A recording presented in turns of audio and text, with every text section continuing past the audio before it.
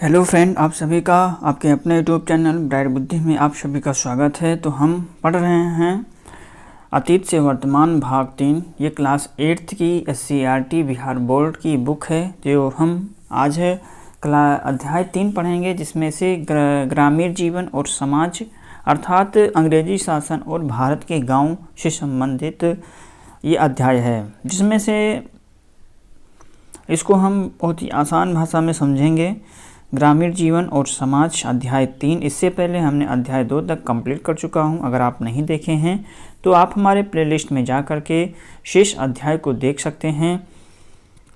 और जो पहली बार वीडियो देख रहे हैं, चैनल को सब्सक्राइब करके बेल घंटी जरूर बजाएं, क्योंकि ये बहुत ही इम्पोर्टेंट होने वाला है। SCERT बिहार बोर्ड जो TRE 4.0 के लिए बहुत ही इम्पोर्टेंट है और बिहार के विभिन्न एग्ज़ामों में पूछे जाने वाले, जहाँ से इतिहास पूछे जाते हैं, वहाँ से आप इसको कंप्लीट कर सकते हैं। वीडियो अच्छा लगे तो लाइक कमेंट शेयर जरूर कीजिएगा, और पहली बार देख रहे हो चैनल को सब्सक्राइब करके बेल घंटी जरूर बजाएंगे। चलिए शुरू करते हैं। आज हम अंग्रेजी शासन और भारत के गांव।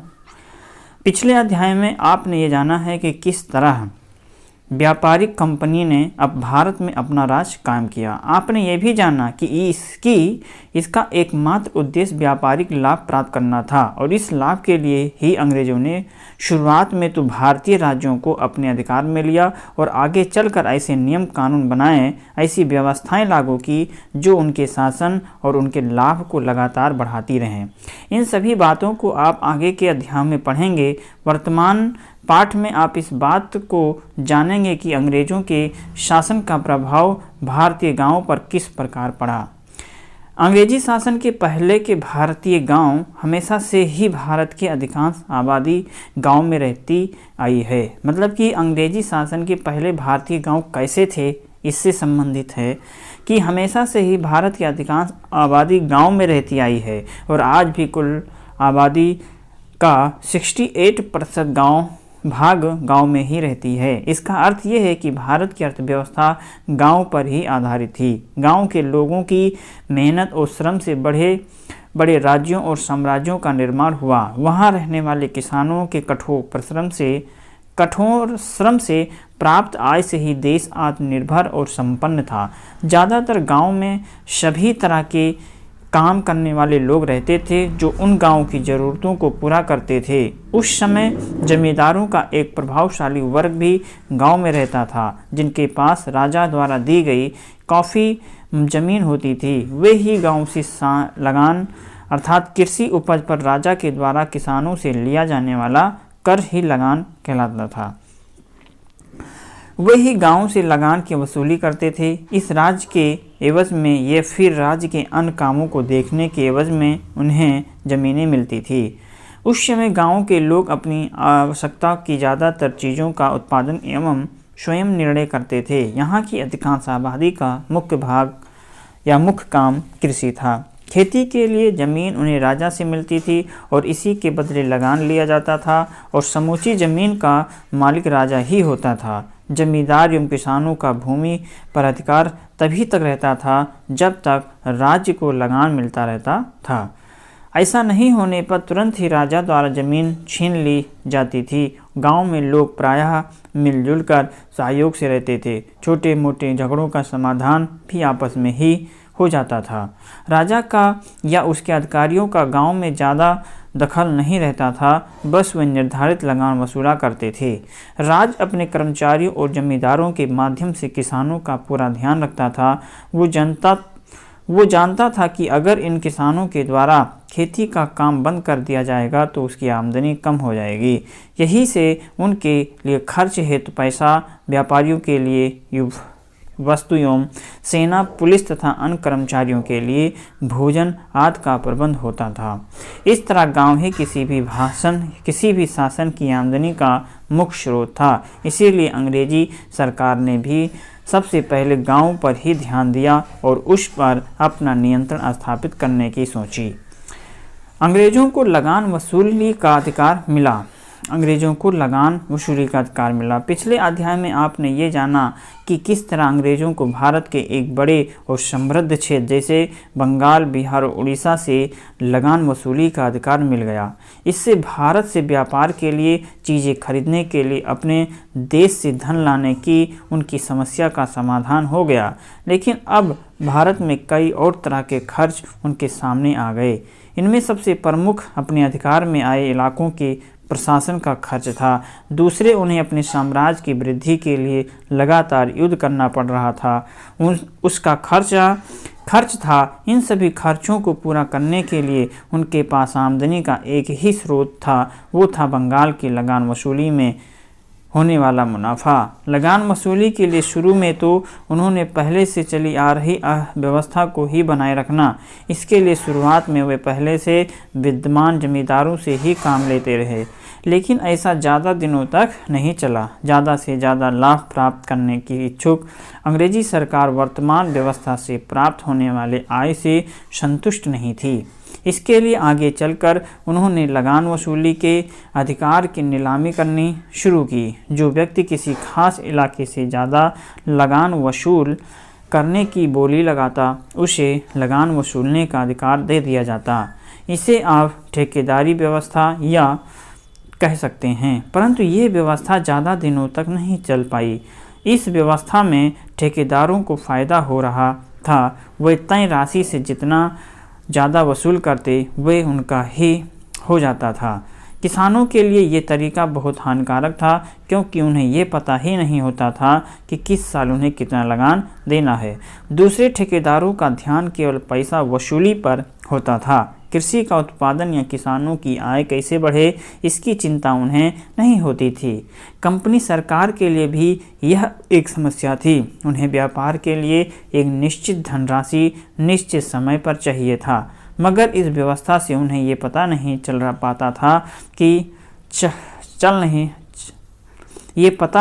पाता था कि अगले वर्ष उन्हें कितनी आमदनी होने वाली है। उन्होंने कुछ वर्षों तक इस व्यवस्था को चलाए रखा, लेकिन वे एक ऐसी व्यवस्था चाहते थे जिससे उन्हें ज़्यादा से ज़्यादा एवं नियमित धन लगान के रूप में प्राप्त होता रहे। कल्पना करें, लगान वसूली का अधिकार मिलने से गांव में क्या परिवर्तन आया होगा। आपकी नज़र में भूमि का मालिक कौन हो गया। लगान व्यवस्था की शुरुआत। कई तरह के प्रयासों के बाद आखिर में सन 1789 ईस्वी के आसपास कंपनी सरकार ने जमींदारों के साथ एक करार किया, जिसके अंतर्गत उनके द्वारा कंपनी को दिया जाने वाला लगान 10 वर्षों के लिए तय कर दिया गया। यह राशि जमींदार द्वारा किसानों की वसूले गए लगान का 9/10 भाग तय कर दिया गया। आगे चलकर सन 1793 में इसी राशि को हमेशा के लिए निश्चित मान लिया गया था। इसी राशि में भविष्य में कोई बढ़ोतरी नहीं होनी थी। इसे अस्थायी बंदोबस्त का नाम दिया गया। एक आकलन के अनुसार यदि किसानों की उपज को 100 माना जाए तो इस व्यवस्था के तहत अंग्रेजी सरकार को उसमें से लगभग 45% हिस्सा प्राप्त होता था। जमींदार और इसके खरीदे अपने लिए करीब 15% हिस्सा वसूलते थे और शेष 40% किसानों के पास बचता था।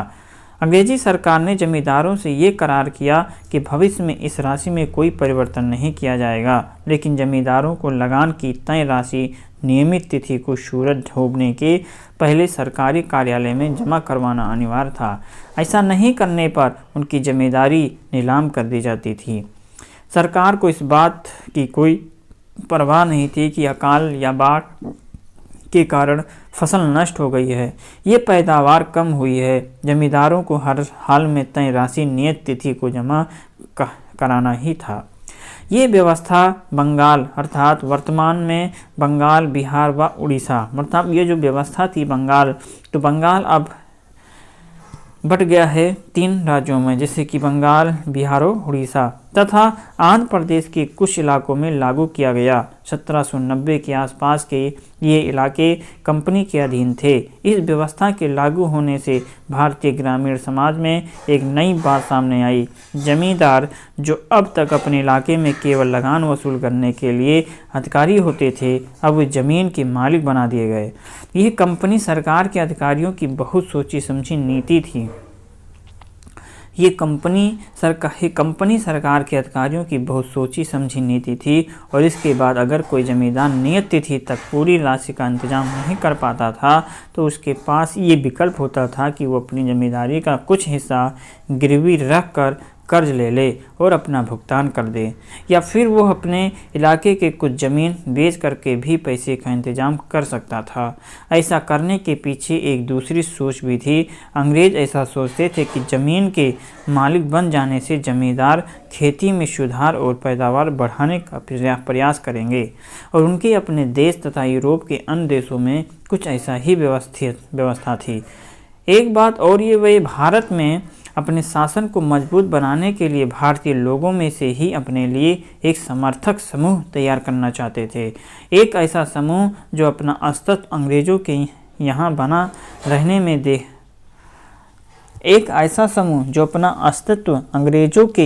बने रहने में देखता हो। इसके लिए जमींदारों से बेहतर समूह उनके लिए और कोई नहीं हो सकता था।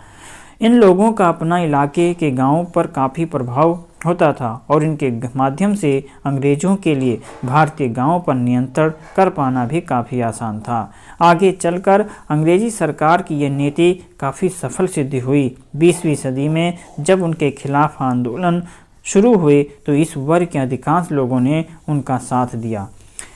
मगर इस व्यवस्था की सबसे बड़ी खामी ये थी कि सरकार ने जमींदारों से उन्हें दी गई ज़मीन के बदले कितनी लगान ली जानी थी ये तो तय कर दिया, लेकिन किसानों से जमींदार कितना वसूलेंगे ये तय नहीं किया गया।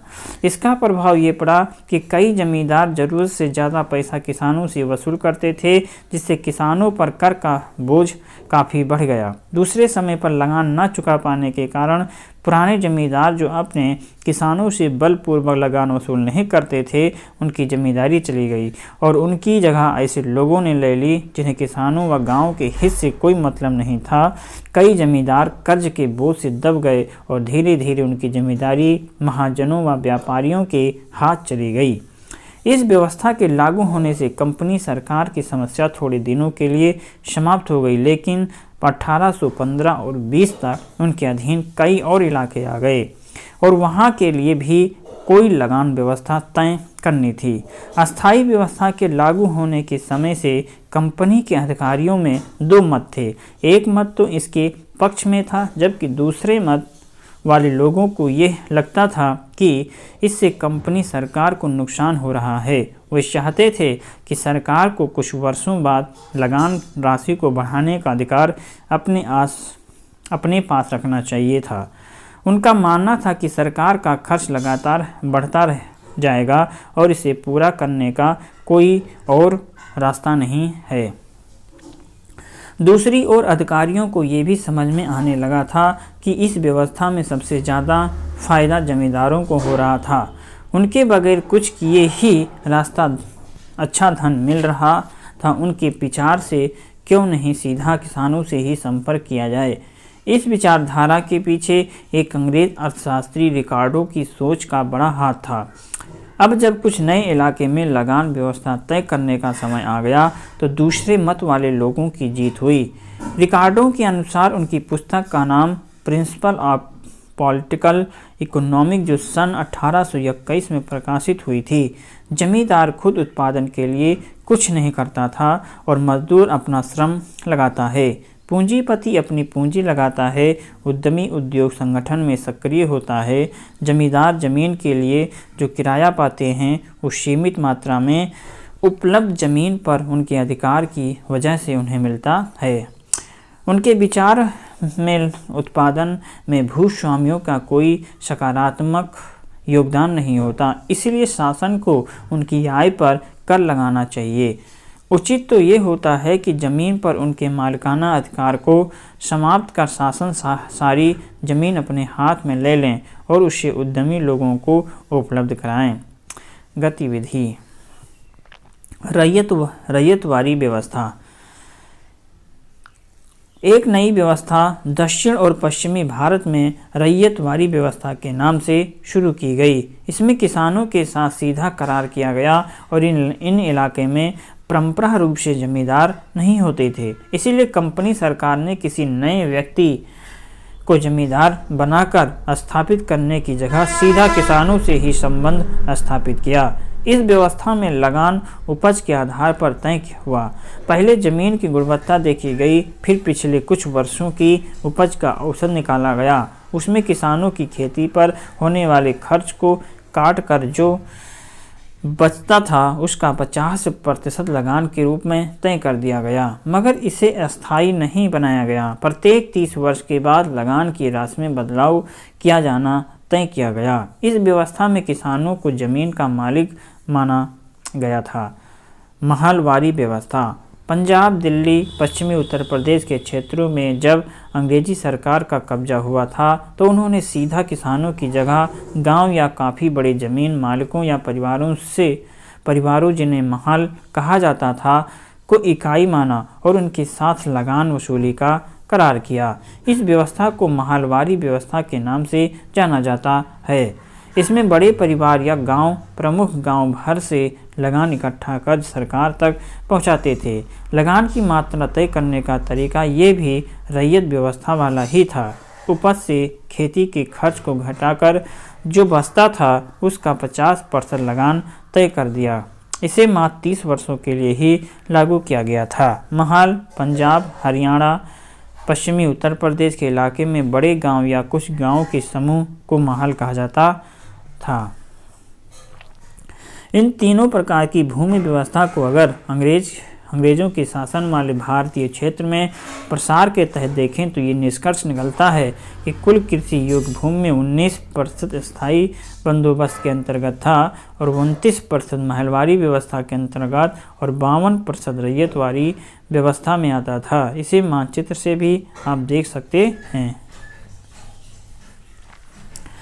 नई लगान व्यवस्थाओं का ग्रामीण जीवन पर प्रभाव। सबसे पहली बात तो ये है कि अस्थायी बंदोबस्त से लगभग आधे पुराने जमींदारों की जमींदारी उनके हाथ से चली गई, क्योंकि उन्होंने तय समय पर लगान जमा नहीं किया था। दरअसल उनके लिए किसानों से लगान के लिए ज़्यादा जोर ज़बरदस्ती करना संभव नहीं था। किसानों के साथ उनके काफ़ी पुराने संबंध थे। दोनों में भावनात्मक स्तर पर एक संबंध बना होता था। इससे फसल खराब होने या अकाल की स्थिति में लगान के लिए दबाव बनाना असंभव होता था। आपने ये भी देखा कि नई व्यवस्था में ज़मीन का मालिक किसान या जमींदारों को बना दिया गया। इससे लगान समय पर जमा करने के लिए इसे बेचने या बंधक रखने का चलन शुरू हो गया। इससे गांव में महाजन के रूप में एक प्रभावी समूह आ गया। इन लोगों के द्वारा जमीन के एवज में धन दिया जाता था। धीरे धीरे ये समूह गांव में सबसे महत्वपूर्ण हो गया, क्योंकि गांव के कई किसान और जमींदार इनसे कर्ज लेते थे। लगान की दर तीनों ही व्यवस्थाओं में काफ़ी ऊंची थी, इसीलिए किसान खेती में सुधार के लिए कोई प्रयास कर पाने में भी असमर्थ हो गए। रैयतवारी और महलवारी में तो किसान खेती में सुधार का प्रयास भी नहीं करना चाहते थे, क्योंकि उन्हें पता था कि अगर वे ऐसा करेंगे तो अगली बार उनके लगान की दर बढ़ा दी जाएगी। अंग्रेज सरकार को तो केवल लगान से मतलब होता था, उन्हें खेती में सुधार की कोई चिंता नहीं रही। इस तरह तीनों ही व्यवस्था ने गांव के किसानों और जमींदार दोनों को एक तरह से बर्बाद कर दिया। मजबूत हुए तो महाजन या नई जमीन के मालिक, जिन्होंने पुराने जमींदारों की जगह ले ली थी। 1857 का दक्कन विद्रोह। महाराष्ट्र के पुणे और अहमदनगर जिले में 1875 में किसानों के गुस्से ने बड़े पैमाने पर उपद्रव भड़काया।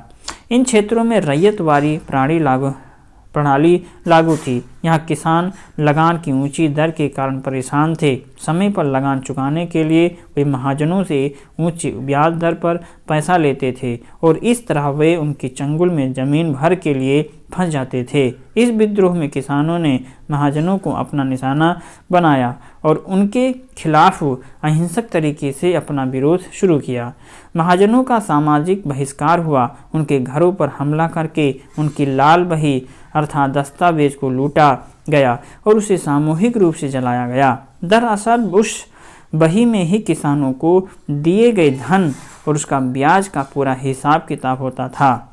इसीलिए किसानों ने उसे जलाया। यह एक तरह से महाजनों के चंगुल से उनके मुक्त हो जाने को सूचित कर रहा था। धीरे धीरे महाजनों ने उन क्षेत्रों को छोड़ करके चले जाना ही बेहतर समझा और इस तरह वे विद्रोह महाजनों की शोषण के विरुद्ध किया जाने वाला अहिंसक संघर्ष के रूप में जाना गया। बाजार के लिए नई फसलों का उत्पादन, नई लगान व्यवस्था के साथ साथ अंग्रेजी सरकार के अधिकारियों ने अपनी ज़रूरत के हिसाब से अलग तरह की फसलों के उत्पादन के लिए भी किसानों को प्रोत्साहित किया। वे आम खाद्य फसलों से अलग थी, उनमें कारखानों में दूसरी वस्तुएं तैयार की जाती थी। उदाहरण के लिए बंगाल में किसानों को पटसन अर्थात जूट, असम में चाय, बिहार में नील, शोरा, अफीम, मध्य व पश्चिमी भारत में कपास इत्यादि फसलों का उत्पादन करने को कहा गया। इन फसलों को किसानों या गांव के लोगों के लिए कोई विशेष इस्तेमाल नहीं था, मगर बाजार में इनकी कीमत ज़्यादा होती थी और किसान इसे बेच करके नगद पैसा प्राप्त कर सकते थे, इसीलिए इन्हें नकदी फसल भी कहा जाता था। कंपनी को इन फसलों की आवश्यकता अपने देश के कारखानों में कच्चे माल के रूप में थी और कुछ अन्य फसल को वे दुनिया के अलग देशों में बेचकर अच्छा मुनाफा कमाते थे। सभी तरह के नकदी फसलों में अंग्रेज़ों का ज़्यादा जोर नील के उत्पादन पर था। बहुत पहले से ही समूचे यूरोप में कपड़ों को रंगने के लिए भारतीय नील की मांग थी। इसके व्यापार में लगे अंग्रेज व्यापारियों को इससे काफ़ी मुनाफा होता था, इसलिए वे किसानों को अग्रिम धन दे करके सहायता भी करते थे। आगे चलकर जब वे शासक बन गए तो इसके लिए उत्पादन को बढ़ाने के लिए किसानों को डराना, धमकाना या लोभ लालच भी देना शुरू कर दिया और कई अंग्रेज अधिकारी एवं व्यापारियों ने तो स्वयं ही जमींदारों से जमीन पट्टे पर लेकर के उनसे मजदूरों से नील की खेती करवाना शुरू कर दिया। नकदी फसल ऐसा कृषि उत्पाद होता था जिसे खेतों से सीधे व्यापारियों के द्वारा खरीद लिया जाता था, जैसे कि गन्ना, नील, तंबाकू और अफीम इत्यादि। नील की खेती की समस्याएं। नील की खेती किसानों के लिए फ़ायदेमंद नहीं थी, मगर उन्हें अपनी ज़मीन के एक बेहतर हिस्से पर इसकी खेती करनी पड़ती थी। इसके लिए उन्हें सरकारी अधिकारियों के द्वारा बाध्य किया जाता था। किसानों की प्राथमिकता हमेशा से ही खाद्य फसलों का उत्पादन होता था। इससे उन्हें न केवल उस साल के लिए अनाज मिलता, बल्कि बुरे दिनों के लिए वे उससे कुछ बचा के भी रख लेते थे। नील की खेती धान के मौसम में की जाती थी और अंग्रेज बागान मालिक किसानों से जबरन हल बैल लेकर पहले अपने नील की बुवाई करवाते थे। इससे धान के फसल में देर हो जाती थी और इसके अलावा जिस खेत में नील की खेती होती थी उसमें फसल कटने के बाद उस साल कोई और फसल नहीं उगाई जा सकती थी। इस सब का असर ये होता था कि किसानों के पास अनाज की कमी हो जाती थी। जब कभी भी सूखा या बाढ़ के कारण फसलों का उत्पादन कम होता था तो किसानों के पास पहले का रखा अनाज नहीं होता था। ऐसे में वे या तो महाजनों के कर्ज लेते या भूखे रहते। नील दर्पण। नील की खेती के कारण किसानों को जो कठिनाई हो रही थी उसे उस समय के एक बंगाली नाटक नील दर्पण में बड़े अच्छे तरीके से दिखाया गया है। इस पुस्तक के लेखक दीनबंधु मित्र थे। 1860 में ये पुस्तक बिना किसी लेखक के नाम की छपी थी ताकि अंग्रेज़ों के गुस्से को उन्हें झेलना नहीं पड़े। इससे उसकी खराब नीति का बखान किया गया था। इस पुस्तक का अंग्रेजी में अनुवाद माइकल मधुसूदन दत्त ने किया। इस नाटक में नील किसानों की दुर्दशा वास्तविक रूप से सामने आई। एक नील किसान गुल्लुक चौधरी अपने साथी किसान से कहता है कि मैं अब नील की खेती नहीं करूंगा, चाहे इसके लिए मुझे जेल ही क्यों न जाना पड़े। भीख मांग कर खा लूँगा, अगर सरकार ने ज़्यादा तंग किया तो गांव को छोड़ दूंगा, लेकिन अब नील की खेती नहीं करूंगा। नील किसानों का विद्रोह। बंगाल में नील की खेती बड़े पैमाने पर कराई जा रही थी। इससे वहां के किसान बहुत दुखी थे। बार बार पड़ने वाले अकाल भुखमरी से परेशान किसानों ने विद्रोह कर दिया। वे नील की खेती करने से मना करने लगे। साथ ही उन्होंने बगान मालिकों को लगान चुकाना भी बंद कर दिया। औरतों ने पुरुषों के साथ मिलकर के नील की फैक्ट्रियों पर जहां नील बनाया जाता था, इसे आप चित्र में देख सकते हैं, पर हमला बोल दिया। इस संघर्ष में भारतीय जमींदारों ने भी किसानों का साथ दिया। वे अपने क्षेत्र में अंग्रेज बगान मालिकों को बर्दाश्त नहीं कर पा रहे थे। जैसे जैसे विद्रोह फैलने लगा, बंगाल के पढ़े लिखे लोगों के द्वारा अखबारों, अन्य पत्र पत्रिकाओं में लेख लिख करके उसका भरपूर समर्थन किया गया। इन लेखों ने अंग्रेजी सरकार को नील की खेती की समस्या से परिचित कराया। नील दर्पण का उदाहरण आपके सामने है। अखबारों में अंग्रेजी बगान मालिकों के जोर जबरदस्ती एवं किसानों को किए गए अत्याचार के विषय में खूब लिखा गया है। इस विद्रोह की एक खास बात ये रही कि सरकार ने इसे दबाने का प्रयास नहीं किया। धीरे धीरे बंगाल के कुछ इलाकों से इसकी खेती पूर्णतः समाप्त हो गई। बिहार और नील की खेती। बिहार में नील की खेती मुख्य रूप से उत्तर बिहार के चंपारण, मुजफ्फरपुर के इलाकों में की जाती थी। यहाँ अंग्रेज बगान मालिकों ने कुछ बड़े जमींदार से जमीन पट्टे पर प्राप्त किए और नील की खेती शुरू करवाई।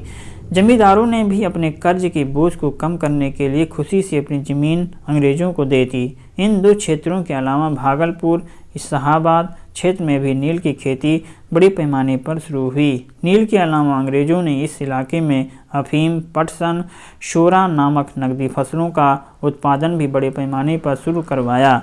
वर्तमान गया जिला अफीम उत्पादन में तत्कालीन बंगाल प्रांत में प्रथम स्थान पर था। आप चित्र में नील का उत्पादन कैसे होता है आप यहाँ पर देख सकते हैं। यहाँ पर नील के खेतों के पास स्थित नील का एक कारखाना विलियम सिप्सन का चित्र था। नील गांव आमतौर पर बगान मालिकों को फैक्ट्रियों के आसपास ही होते थे। कटाई के बाद नील के पौधों का कारखाने में स्थित वैक्स अर्थात हौद में पहुंचा दिया जाता था। रंग बनाने के लिए यह 4 कुंडों की जरूरत पड़ती थी। प्रत्येक हौद का अलग काम था। नील के पौधों से पत्तियों को तोड़ करके पहले एक कुंड में गर्म पानी में कई घंटों तक डुबाया जाता था। इस हौद को और जब पौधे किण्वित हो जाते थे तो द्रव में बुलबुले उठने लगते थे। अब सड़ी हुई पत्तियों को निकाल दिया जाता था और द्रव को एक और हौद में छान दिया जाता था। दूसरा हौद पहले हौद के ठीक नीचे होता था। दूसरे में इस घोल को लगातार हिलाया जाता था और पैंडलों से खंगाला जाता था। जब ये द्रव हरा और उसके बाद नीला हो जाता था तो हौद में चूने का पानी डाला जाता था। धीरे धीरे नील की पपड़ियाँ नीचे जम जाती थीं और ऊपर साफ द्रव निकाल आता था। द्रव को छान करके अलग कर लिया जाता था और नीचे जमी नील की गाद, नील की लुगदी को दूसरे कुंड में डाल दिया जाता था। इसके बाद उसे निचोड़ करके बिक्री के लिए सुखा दिया जाता था। आप इस चित्र में देख सकते हैं कि नील के पौधों को हौद तक औरतें ही ढो करके लाती थीं। हौद में घोल हिलाने वाला वहाँ खड़ा नील मजदूर हौद में पड़े घोल को हिलाने के लिए इस्तेमाल होने वाला पैडल लिए खड़ा है। मजदूरों के 4 घंटे से भी ज़्यादा समय तक कमर तक भरे नील के घोल में खड़े रहना पड़ता था। बाद में एक किण्वन अथवा संग्रहण पात्र आप यहाँ पे देख सकते हैं कि बिक्री के लिए तैयार है। या आप यहाँ उत्पादन की आखिरी व्यवस्था को देख सकते हैं। दबा करके सांचों में डाल दी गई नील की लुगदी को काट करके मजदूर उन पर मुहर लगा रहे हैं। पीछे वाले हिस्से में एक मजदूर उन टुकड़ों को सुखाने के लिए ले जा रहा है। बिहार में नील की खेती का 2 तरीके से की जाती थी। एक जीरात और एक है असामी बार। जीरात में सीधे अपनी देखरेख में अंग्रेज बगान मालिक मजदूरों में खेती करवाते थे। असामी बार में बगान मालिक रैयतों को उनके स्वयं की ज़मीन पर नील की खेती करने के लिए बाध्य करते। कुछ और रैयतों को अंग्रेज़ों ने नील खेती के लिए आरक्षित तक कर लिया। अंग्रेज उन्हें बस खेती का कर्ज देते थे। कृषि कार्य में लगने वाले श्रम के बदले उन्हें कॉफ़ी काफ़ी कम मजदूरी दी जाती थी। 3 कठिया प्रणाली इसी के अंतर्गत चंपारण में प्रचलित किया गया था। इसके अंतर्गत किसानों को अपनी ज़मीन में 3 कट्ठे प्रति बीघा की दर से नील की खेती करनी पड़ती थी और इसी के विरोध में महात्मा गांधी ने चंपारण में सत्याग्रह की शुरुआत की और इसकी विषय में आप आगे के पाठों में पढ़ेंगे। इन दोनों प्रकार के खेतों में किसान शोषित होते थे। नई भू राजस्व सर्क व्यवस्थाएं अंग्रेजों के द्वारा भारत में अपने साम्राज्य निर्माण की दिशा में उठाए गए सबसे महत्वपूर्ण कदमों में से एक थी। इसने भारत में अंग्रेजी शासन को स्थायित्व प्रदान करने में महत्वपूर्ण भूमिका निभाई। इन व्यवस्थाओं ने भारत के परंपरागत भूपतियों तथा अब किसानों दोनों में कई तरह के असंतोष को जन्म दिया, जिसकी अभिव्यक्ति उन लोगों के द्वारा समय समय पर किए गए विद्रोह के रूप में देखने को मिलता है। बिहार में अंग्रेजों के समय किस तरह की भूमि व्यवस्था अपनाई गई थी? तो ये सारी व्यवस्थाएं अपनाई गई थी क्या? तो बिहार में कैसी व्यवस्थाएं अपनाई गई थी? आप कमेंट बॉक्स में महलवाड़ी, अस्थाई या रैयतवाड़ी व्यवस्था। अंग्रेजों के आने के पहले भूमि का मालिक कौन होता था? अंग्रेजों के आने के पहले और रैयतवाड़ी व्यवस्था में ज़मीन का मालिक किसे माना जाता था? अंग्रेजी शासन के द्वारा भारत में अपनाई गई नई भूमि व्यवस्था का प्रमुख उद्देश्य क्या था? आप इन सभी प्रश्नों के उत्तर कमेंट बॉक्स में ज़रूर दे सकते हैं। तो आज के लिए बस इतना ही और मिलेंगे एक नए अध्याय में। तब तक आप इसे पढ़ते रहें, मस्त रहें। नमस्कार।